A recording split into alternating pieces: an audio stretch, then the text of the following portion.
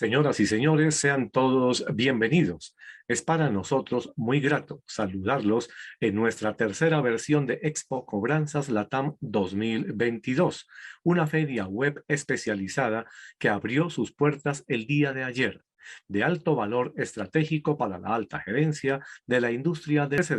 desarrolla sobre una plataforma digital construida en 3D. Durante todo el día de hoy estaremos desarrollando una interesantísima agenda académica inaugural con transmisión en vivo y en directo para 12 países de Latinoamérica, la cual usted puede consultar y descargar permanentemente en el botón respectivo de la barra de ayuda que encontrará abajo en su pantalla. Este evento es organizado por la revista Ciclo de Riesgo, primera y única revista especializada en la cadena de valor del ciclo de riesgo de crédito y cobranza, y que en sus versiones impresa y digital cuenta ya con lecturabilidad en toda la región de Latinoamérica. Le damos las gracias a nuestros participantes, conferencistas que están en vivo y de nuestra agenda a la carta 7x24, a nuestros panelistas, organizadores y a todos los patrocinadores y aliados por hacer posible este evento. Antes de avanzar, recuerden que la feria se puede navegar en dos ambientes. El 2D para personas que se conecten desde el celular o no tengan internet potente y 3D para las que se conectan desde su computador y cuentan con un buen internet. Para recorrer la plataforma en su ambiente 3D, recuerden desplazarse con las flechas de su teclado, no con el mouse. Nuevamente, bienvenidos. A continuación, se dirige a ustedes la doctora Beatriz Alexandra Villa, directora de la revista Ciclo de Riesgo, con un saludo y bienvenida a esta nuestra agenda académica inaugural de Expo Cobranzas LATAM 2022. Muchísimas gracias a todos por acompañarnos en Expo Cobranzas LATAM 2022, una feria especializada que va a estar abierta hasta el próximo martes. A nuestros patrocinadores, a los organizadores, a todo el equipo que trabaja por hacer posible este evento, a ustedes, nuestros asistentes, que cada año cumplen esta cita tan interesante, a nuestros conferencistas y panelistas que nos van a acompañar hoy en esta jornada inaugural de Collection Summit, un live streaming. Muchas gracias por estar aquí, por hacer posible este compartir de información de valor. Bueno, todos los que hemos transitado en el mundo de la cobranza sabemos que la evolución, la adversidad, han sido siempre elementos inherentes a este mundo de la recuperación de cartera. Y si bien la cobranza siempre ha sido compleja, ha transitado en entornos VUCA, hoy esta complejidad tiene unos detonantes distintos a los que estábamos acostumbrados. Y esos detonantes distintos nos exigen actuar con celeridad, con mejor información, pero sobre todo con una visión 360. Y esa visión 360, quizá lo más importante, es que garanticemos que en esos modelos que estamos construyendo, en toda esa cadena de valor de este negocio, el cliente siempre sea el centro. Y para eso, pues nos tenemos que reinventar definitivamente. Y además, el reto es aún más grande entendiendo que estamos en un entorno que nos antepone unas realidades políticas, sociales, económicas difíciles, que impactan en gran medida esa calidad de nuestra cartera. Quizá uno de los elementos que nos permita avanzar con mayor celeridad, con seguridad y con firmeza es garantizar que además estemos construyendo modelos, además de ser inteligentes, modelos que permitan una inclusividad y una cantidad de actores sociales que hoy se sienten ajenos a este mundo empresarial, a este mundo financiero, y sobre todo que modelos que generen prosperidad para todos. Tenemos ahora un nuevo Congreso, hay que mirar el país con una mirada muy positiva,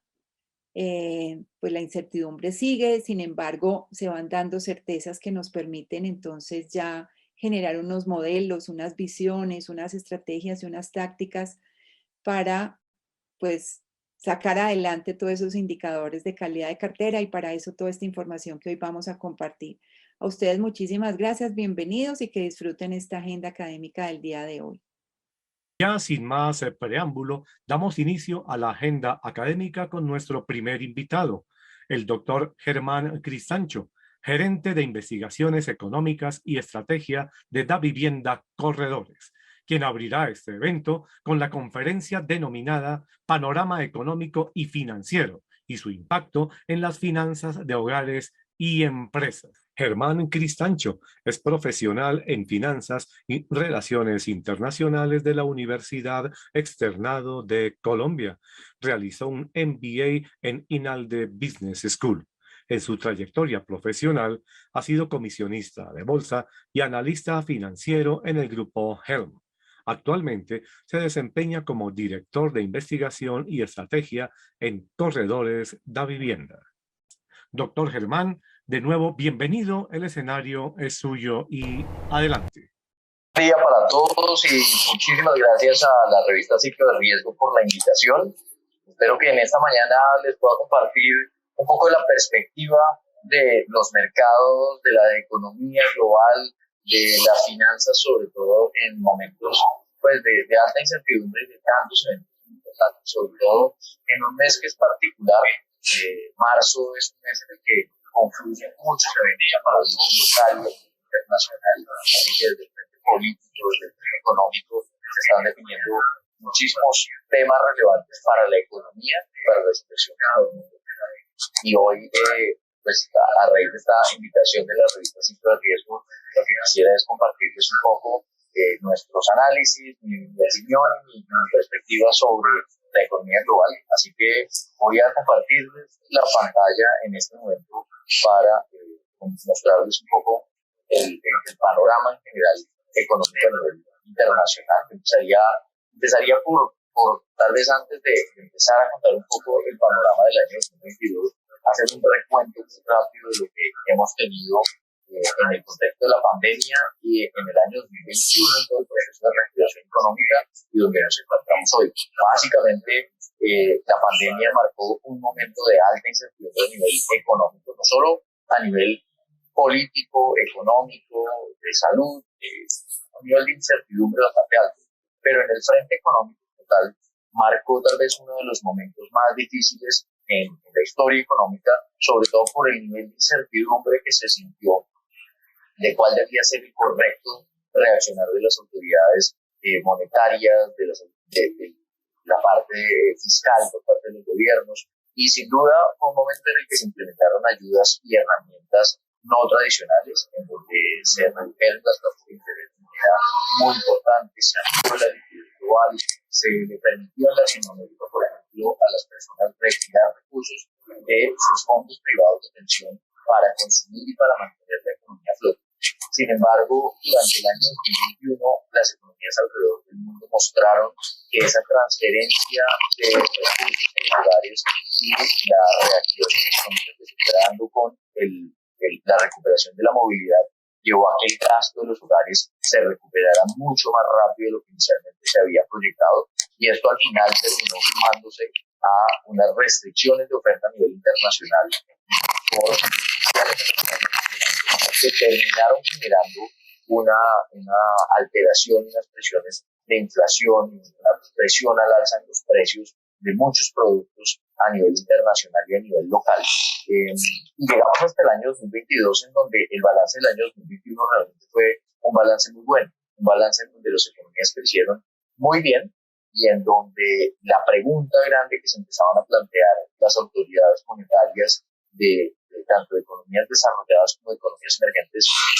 era un poco si ya la economía necesitaba todavía esa cantidad de estímulos que se ha implementado durante el año 2020 y tal vez incluso en las economías emergentes desde el año pasado ya esto empezó a cambiar, se empezaron a incrementar rápidamente las tasas de interés. Economías como Brasil, como Rusia subieron bastante sus tasas de interés a partir del año 2021. Y este era el año en el que, o es el año en el que las economías desarrolladas empezaban ya a perfilarse para incrementar sus tasas de interés y empezar a retirar de la economía algo de ese estímulo que se había generado para recuperarse de la pandemia. Los traigo muy rápidamente acá solo para decir que ese era el panorama en donde se veía que la dinámica de recuperación de la economía global había sido mucho mayor que la que se había previsto. De hecho, ahora vamos a hablar un poco de Colombia y vamos a darnos cuenta que en Colombia el crecimiento terminó siendo cercano al 11% en el año 2021, 10.6% específicamente, y superó ampliamente las expectativas que se tenían. Pero ha habido situaciones como el conflicto que se genera entre Rusia y Ucrania y lo que esto ha generado a nivel internacional, que tienden a poner un poco más retador el panorama en términos económicos, sobre todo por las implicaciones que tiene en materia de choques de oferta y de aumentos de precios a nivel internacional, que ya vamos a ver. A manera de contexto muy general, diría que el año 2021 fue muy bueno. El año 2021, si bien las economías no necesariamente recuperaron todo el terreno perdido durante todo el 2020, sí tuvieron un crecimiento y un rebote importante. El mundo creció alrededor del 6% y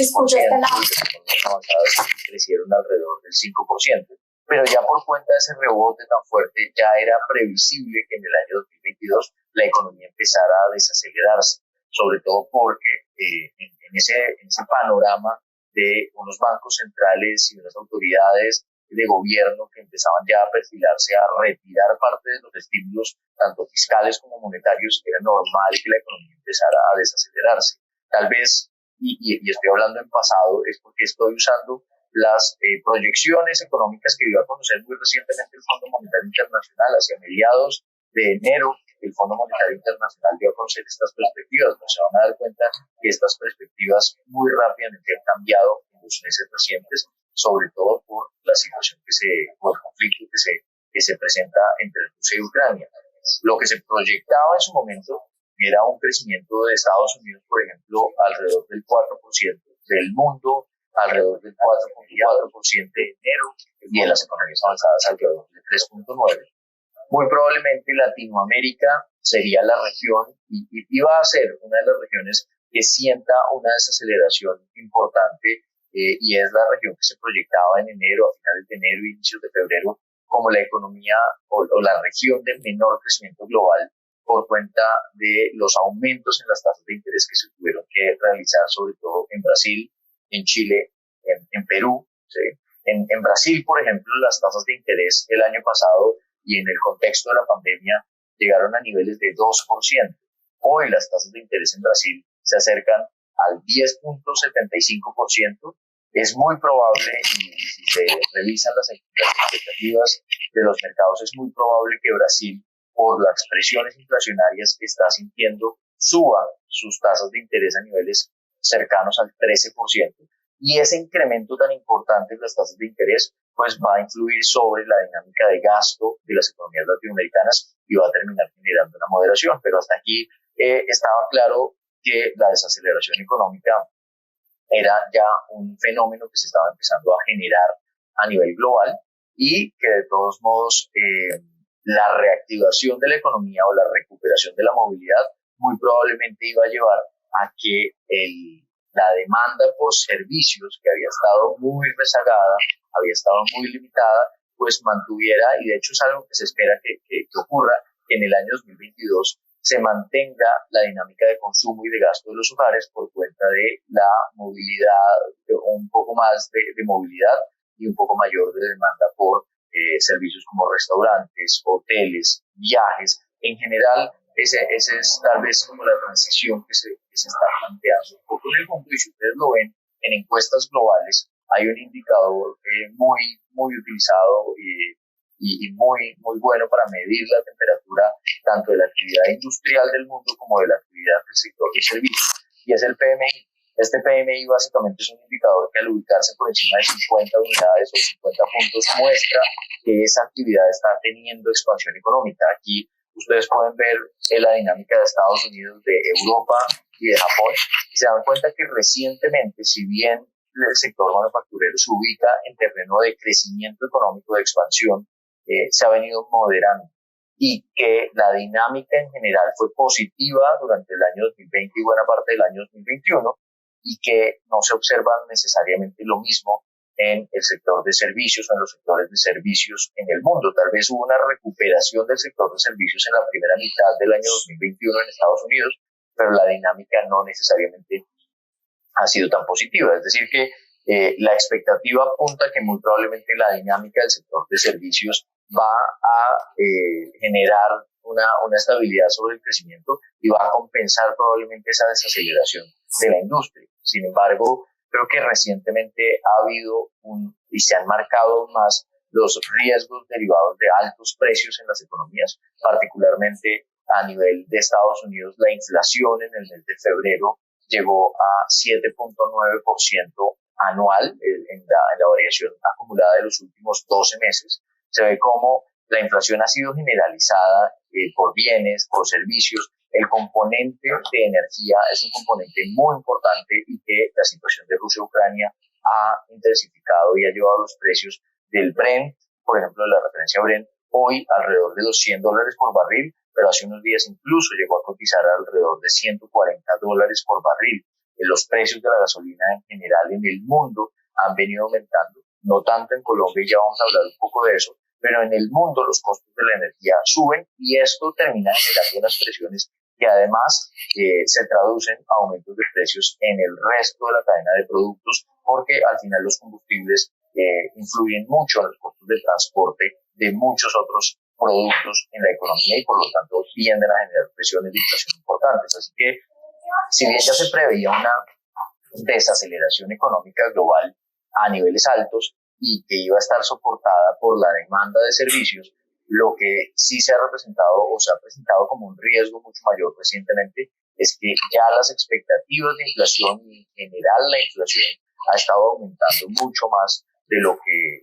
deseable y de lo que las autoridades monetarias, los bancos centrales en el mundo quisieran. Y esto está llevando a que, por ejemplo, en Estados Unidos, la confianza de los consumidores se deteriore rápidamente. La confianza de los consumidores está en uno de sus niveles más bajos desde el año 2011, pero si se analizara en perspectiva es uno de los niveles más bajos que se ha observado desde el año 2008, desde el año 2001, desde los 80, y la disposición a comprar bienes durables en la economía, la disposición a comprar vivienda y a comprar vehículos ha disminuido muy rápidamente. Hoy el principal foco de trabajo de los bancos centrales en el mundo es la inflación y sobre todo las expectativas de inflación, porque se sabe que aumentando tasas de interés no se va a recuperar la oferta global, no se va a recuperar la producción de chips en el mundo o la producción de petróleo en el mundo, pero sí se puede controlar un poco las expectativas de inflación que se tienen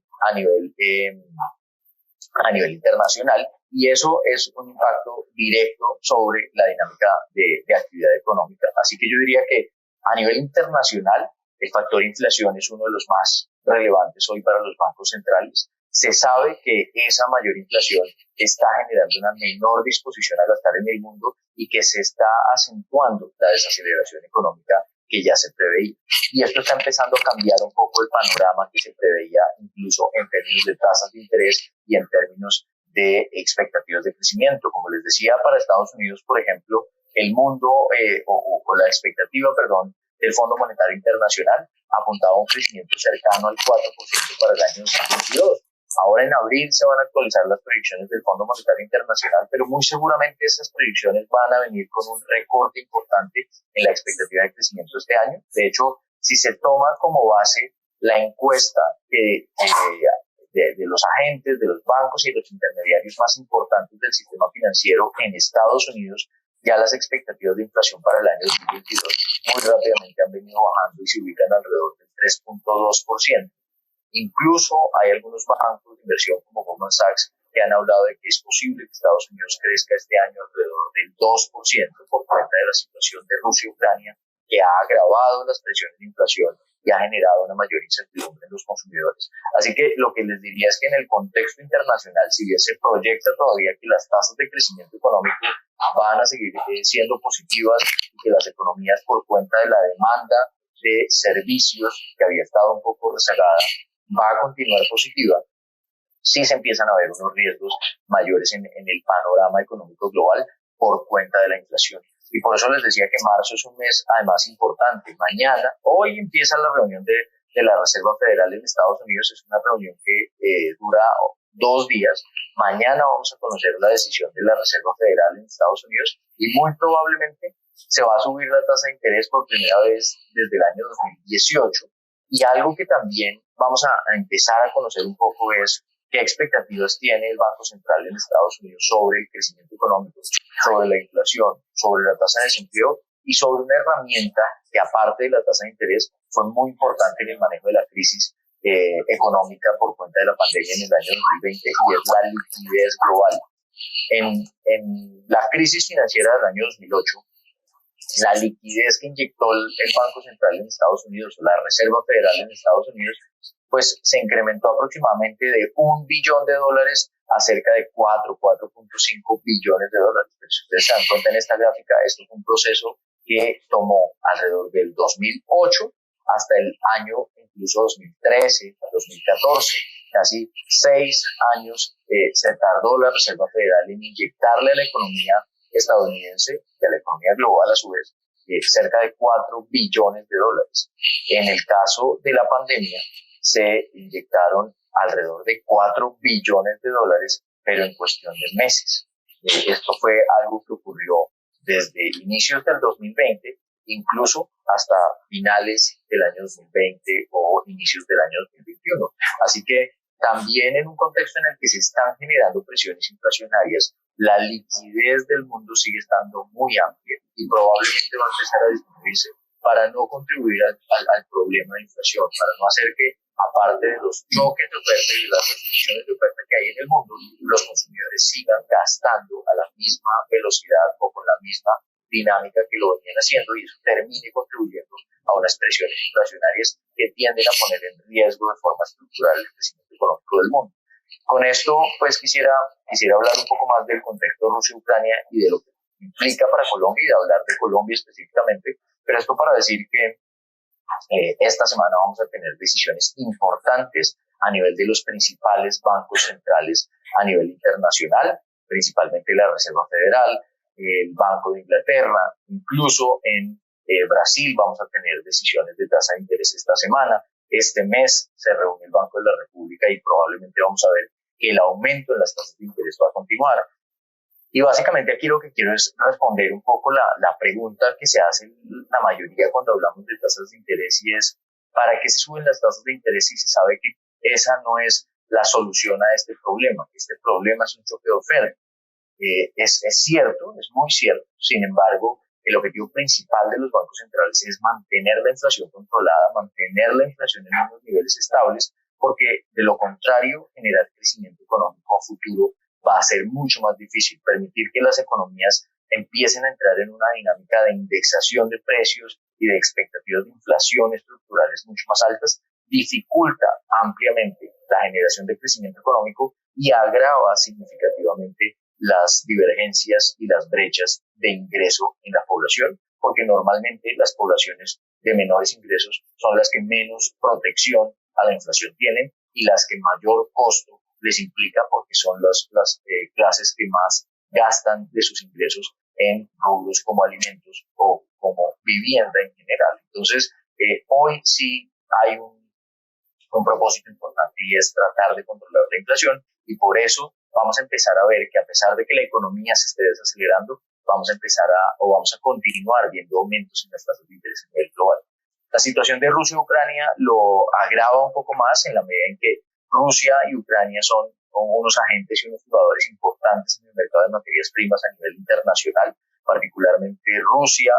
participa con casi el 17% de la producción de gas natural del mundo y con cerca del 12% de la producción de petróleo del mundo, y es el principal proveedor de gas de Europa. En el caso de Alemania, casi que el 50% del gas que importa Alemania viene de Rusia.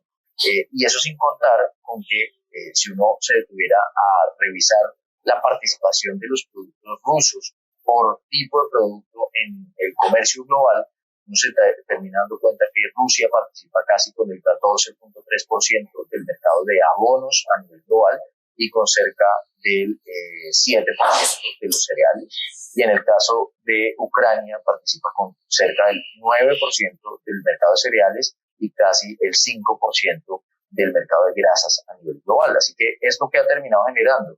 un aumento generalizado de los precios de las materias primas. el choque hacia Colombia no es tan directo en la medida en que el comercio bilateral Colombia-Rusia o Colombia-Ucrania es menos del 0.5% de nuestras exportaciones o de nuestras importaciones. Incluso con con Ucrania, las importaciones al final son menos del 0.3% del total de nuestras importaciones. El impacto directo, por ejemplo, hacia Colombia no es tan marcado, pero sí en la medida en que la mayor cotización de los precios del petróleo y de los precios de las materias primas ha sido generalizado, ese sí es un impacto significativo para el mundo, incluido Latinoamérica, incluido Colombia. En las últimas semanas y en el periodo del año 2022, lo que hemos visto son aumentos en los precios de los combustibles o de la energía alrededor del 50%, de los cereales alrededor del 30%, y esto está acentuando más ese panorama o esos riesgos de inflación en el mundo. Así que, ¿cuáles son dentro de muchos aspectos pues, que genera la situación Rusia-Ucrania, cuáles han sido los efectos principales y las consecuencias de esta situación? Primero, que se siguen aumentando las expectativas de inflación en el mundo. Las expectativas de inflación medidas por las expectativas que descuentan los mercados financieros siguen aumentando y es muy probable que en los meses de de marzo, de abril, de mayo, veamos presiones inflacionarias importantes. En Colombia, por ejemplo, la inflación ya llega a niveles del 8% en los últimos 12 meses. Y si ustedes lo analizan, en solo 2 meses, la inflación en Colombia pues se acerca a niveles casi del 3%. En marzo, la variación de la inflación en términos mensuales puede llegar a ser del 1%, es decir que mientras la meta del Banco Central en Colombia es tener la inflación alrededor del 3% y que fluctúe en un rango de 2 a 4%, la inflación en los 3 primeros meses en Colombia va a sumar 4%. Así que, sin duda, lo que esto sí está acentuando es una presión sobre la inflación que yo esperaría tienda a moderarse en la medida en que se modera el crecimiento económico mundial, pero que, como les decía hace un momento, la situación de Rusia y Ucrania lo que termina es agravando o acentuando más ese gran reto que tienen los bancos centrales hoy en el mundo, y es controlar la inflación en una inflación que está generada por factores que no se pueden solucionar con aumentos de tasas de interés en un contexto en el que el crecimiento económico ya venía desacelerándose. Aquí el factor positivo de todo esto es que Latinoamérica ha resultado una región favorecida y creo que va a resultar estructuralmente siendo una región favorecida en este sentido. Esto que está ocurriendo con Rusia-Ucrania lo que está acelerando es las decisiones de transición energética que se toman en Europa, que se toman en Estados Unidos y que se toman en el mundo. Y América Latina es la principal región proveedora de muchos de los materiales que se necesitan para la transición energética. Ya hace unos meses el Fondo Monetario Internacional incluso había realizado unos estudios de qué podía pasar con el precio del cobre, del aluminio, del níquel, del cobalto, del litio, en un escenario en el que el mundo efectivamente siguiera con una determinación de llegar al escenario de 0 emisiones netas de carbono para el año 2050. Y eso ya estaba mostrando que la demanda por este tipo de materiales iba a empezar a aumentar significativamente. Pues esto lo que ha hecho es acelerar esa demanda y esa cotización en los precios de las materias primas. Así que no es extraño ver que en lo corrido del año 2022 y sobre todo a partir del 24 de febrero, que fue la invasión de Rusia a Ucrania, las principales monedas que se han fortalecido frente al dólar han sido monedas latinoamericanas o monedas de países productores de materias primas. Esto, si uno lo ve, por ejemplo, en flujos de mercados financieros o flujos de portafolio, lo que esto ha significado, por ejemplo, es que América Latina ha empezado a atraer cerca del 34% de los flujos que llegan a las economías emergentes. Claro, recientemente el flujo de inversión hacia economías emergentes se disminuyó bastante, sobre todo porque Rusia fue sancionada, los países emergentes europeos pues se encuentran inmersos o se encuentran en la mitad de todo este conflicto y representan un riesgo mucho mayor en este contexto. Pero solo para mostrarlo, De los flujos de inversión que llegaron a economías emergentes durante el mes de febrero, América Latina recibió el 50% de sus flujos. En el acumulado de los últimos 12 meses, América Latina ha recibido el 34% de los flujos y la tendencia que se observa desde la pandemia es una tendencia ascendente, incluso superando niveles pre-pandemia, en donde los flujos que atraía Latinoamérica eran cerca del 20 o 25% del total. Así que si bien hoy hay un nivel de incertidumbre grande en el mundo, y si bien esto probablemente se va a traducir en mayores fluctuaciones de las tasas de cambio y de la cotización del dólar, incluso frente a economías latinoamericanas, lo que sí podría decir es que está generando un cambio de percepción importante sobre América Latina como principal.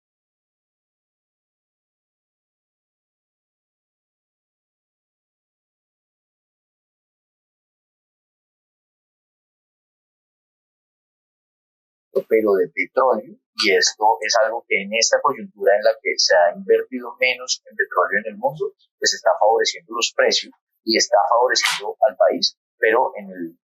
mediano y largo plazo la perspectiva más favorable la tienen los productores de metales o productores de productos para la transición energética. Esto es muy bueno en este contexto tan complejo y tan de alta incertidumbre,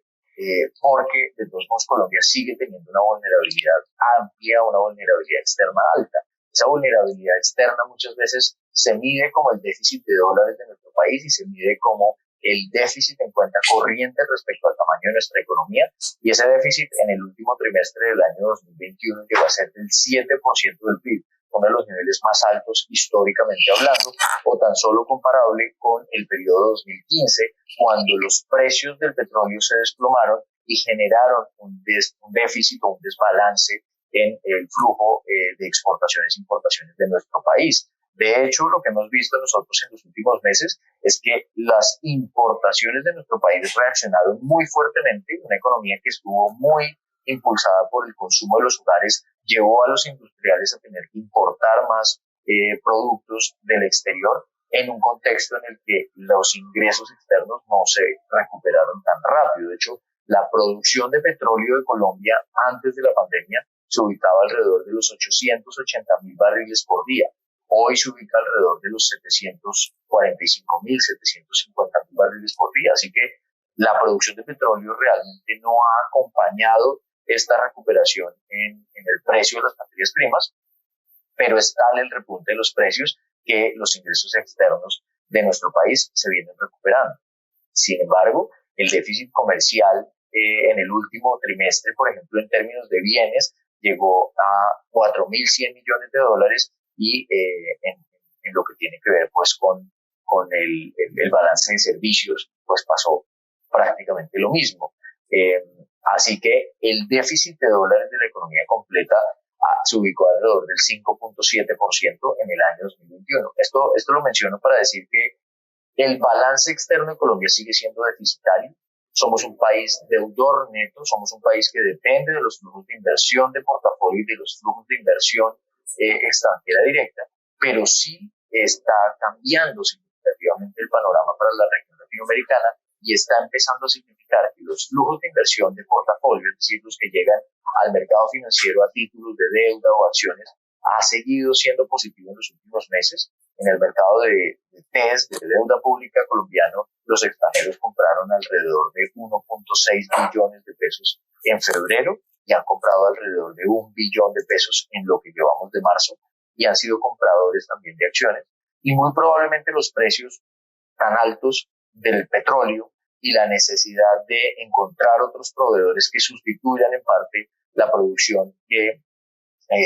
realiza Rusia, pues va a favorecer a economías como Colombia, y eso puede llevar a que en general el balance externo se mejore un poco en el año 2022. Yo diría que pues esto va a significar un poco que el balance externo del país pues va a tender a ajustarse, aunque sigue estando amplio. Y ya hablando de temas de actividad económica y de tasas de interés, para cerrar un poco mi presentación, lo que diría es que la dinámica, con las últimas cifras que tenemos disponibles por parte del DANE hasta diciembre, y esta semana vamos a conocer los datos de enero, muestran que la dinámica de la economía colombiana realmente es buena. Hasta diciembre la economía presentó un crecimiento de 11.8% 8% en términos anuales, y si se comparaba contra el año 2019, el crecimiento fue de 8% en diciembre.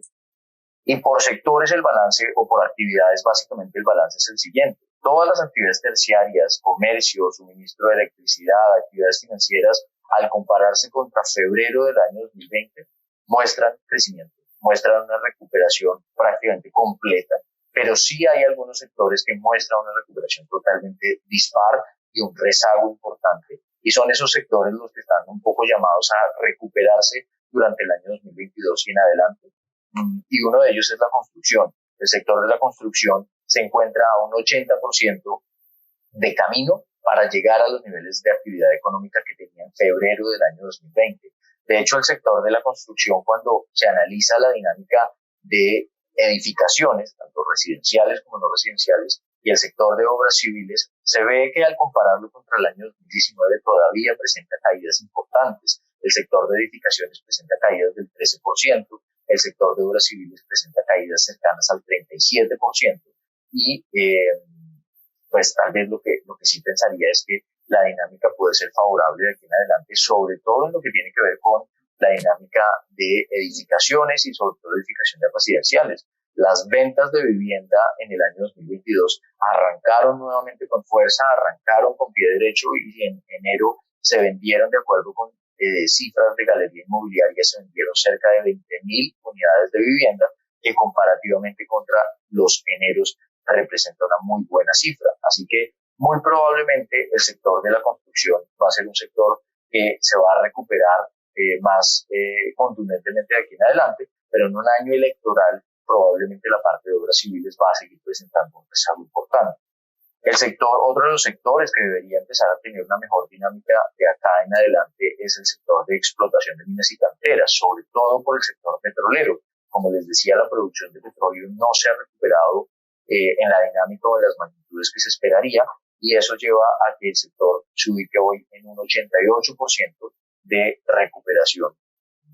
del nivel de actividad que debería tener. En el neto, de todos modos, la actividad de Colombia o la economía colombiana creció 10.6% en el año 2021, 10.6% aún en un contexto en el que el paro nacional le pudo haber restado a la economía colombiana casi un punto de crecimiento. Así que fue una dinámica bastante positiva, que no podría uno decir que es una dinámica de la cual nos hayamos recuperado completamente, en el sentido que cuando se compara el PIB de Colombia del año 2021 contra el año 2019, que son estas barras amarillas, se ve que la economía apenas creció 3%. Es decir, que todavía hay un camino por recuperar importante, que sectores como la construcción y la explotación de minas y canteras todavía presentan caídas frente al año 2019, y que el crecimiento de la economía colombiana ha estado principalmente impulsado por el gasto de los hogares, que el año 2021 llegó a pesar casi un 74% de la economía, cuando normalmente el gasto de los hogares pesa más cerca del 69%, máximo 70% de nuestra economía, y también por un crecimiento grande que se ha dado en el frente de gasto del gobierno. La formación bruta de capital o la inversión en nuestra economía ha estado muy rezagada, algo que debería favorecer el comportamiento de la inversión hacia adelante es, sin duda, la recuperación de los sectores intensivos en capital, como el sector de la construcción y el sector de explotación de minas y canteras, pero ahí hay una tarea muy importante por hacer, y que el entorno político sin duda es muy relevante para esto. Si se mide la dinámica del país en términos de inversión como porcentaje del PIB, esa inversión como porcentaje del PIB ha venido disminuyendo en los últimos años, y es tal vez un elemento fundamental para que el crecimiento económico de nuestro país sea sostenible en el tiempo. Ahora, en los últimos meses o en las últimas semanas, ¿qué nos podemos dar cuenta nosotros de la actividad económica? Indicadores como el PMI en Colombia ya siguen mostrando crecimiento económico en el mes de febrero, que la confianza de los consumidores está en niveles positivos todavía, aunque viene descendiendo, y los aumentos en el nivel de inflación están afectando la confianza de los consumidores, pero sigue estando en niveles superiores a los niveles prepandemia. Pero al igual que el entorno internacional, el reto se encuentra en la inflación. El índice de precios al productor en Colombia para producción nacional o para bienes producidos para consumo interno se ubica en 30% anual o en 25% anual, y la inflación al consumidor se ubica en el 8%, muy lejos de la meta del Banco Central. De hecho, las expectativas de inflación para el año 2022 están apuntando a variaciones muy cercanas al 7% para finalizar el año, y hacia el año 2023 niveles cercanos al 4%. Así que esto muy probablemente va a significar, con lo que está pasando a nivel internacional, que en los próximos meses los rubros de alimentos sigan presentando presiones al alza y que esto termine generando unas lecturas de inflación alrededor del 9% o más en los próximos meses. Ahí es donde el Banco Central en Colombia tiene un reto grande, y por eso es que es muy probable que las tasas de interés en Colombia sigan subiendo. Hoy en la tarde se conocerán los resultados de la última encuesta de expectativas de analistas del Banco de la República, y esa encuesta muy probablemente va a mostrar que la mayoría de nosotros piensa que las tasas de interés en Colombia van a llegar a niveles probablemente del 7%, o incluso existen riesgos de que puedan llegar un poco más altas por parte del Banco de la República, y eso termine generando una desaceleración económica hacia adelante. ¿Qué es lo que sí diría yo, y para terminar y concluir un poco? Tal vez lo que sí está claro es que la economía colombiana no se ha recuperado en su totalidad. La economía colombiana sigue teniendo una muy buena dinámica por parte del gasto, del consumo de los hogares. Tenemos una tarea pendiente muy importante, y es recuperar la confianza país y recuperar la confianza que se traduzca en inversión privada. La inversión privada es la materia prima número uno necesaria para que el crecimiento económico de nuestro país sea sostenible en el tiempo. Pero el otro elemento necesario es que la inflación en Colombia esté controlada. Es uno de los mayores retos que hay en este momento a nivel internacional, y en el cual el Banco de la República muy seguramente va a actuar, probablemente sacrificando algo de crecimiento económico hacia adelante, pero tratando de buscar que la inflación esté en niveles mucho más controlados. Y cerraría con algo que sin duda es muy importante, y es que para los inversionistas, y si se tomara como referencia a la última encuesta de opinión financiera en Colombia, el factor sociopolítico y sobre todo el factor político es el factor más importante a la hora de tomar decisiones en este momento en el país. Eso es algo que influye directamente en la confianza inversionista y en la dinámica de nuestra economía en un momento que, como les mencionaba, se requiere que la inversión privada repunte y que se recupere, y que la inversión en general se empiece a dar. Yo creo que el próximo presidente, independientemente del partido, de la corriente política que tenga, es un presidente que muy probablemente va a invertir significativamente en infraestructura en el país. Las cifras de inversión, de CAPEX y los ciclos de inversión ya empiezan a mostrar que hacia el año 2024 probablemente la inversión en infraestructura va a empezar a moderarse de manera importante, y que para terminar un periodo presidencial hacia el año 2025-2026 con un crecimiento económico fuerte,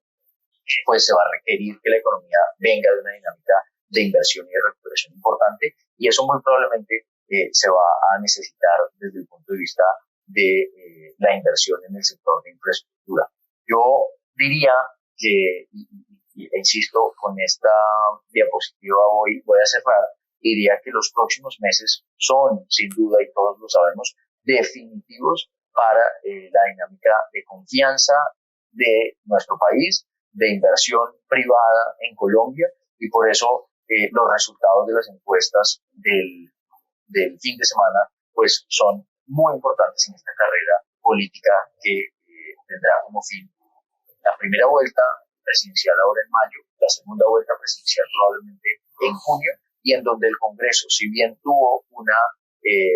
mayor representatividad de partidos de izquierda o de centroizquierda, quedó bastante equilibrado. Yo creo que independientemente del candidato o del presidente que resulte elegido y que sea de corriente derecha, centro o de izquierda, va a tener un Congreso muy equilibrado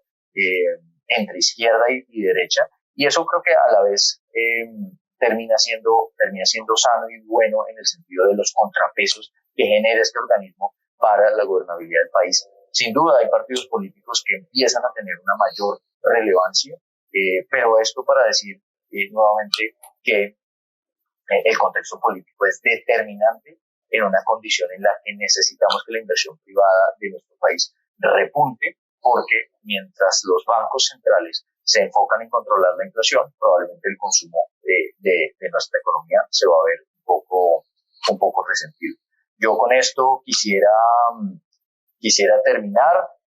agradecerles nuevamente por la invitación y agradecerle a la revista Ciclo de Riesgo por haberme invitado a abrir esta mañana con las perspectivas económicas y financieras, y les deseo un día y un congreso en general muy productivo, y espero que esta información les haya servido para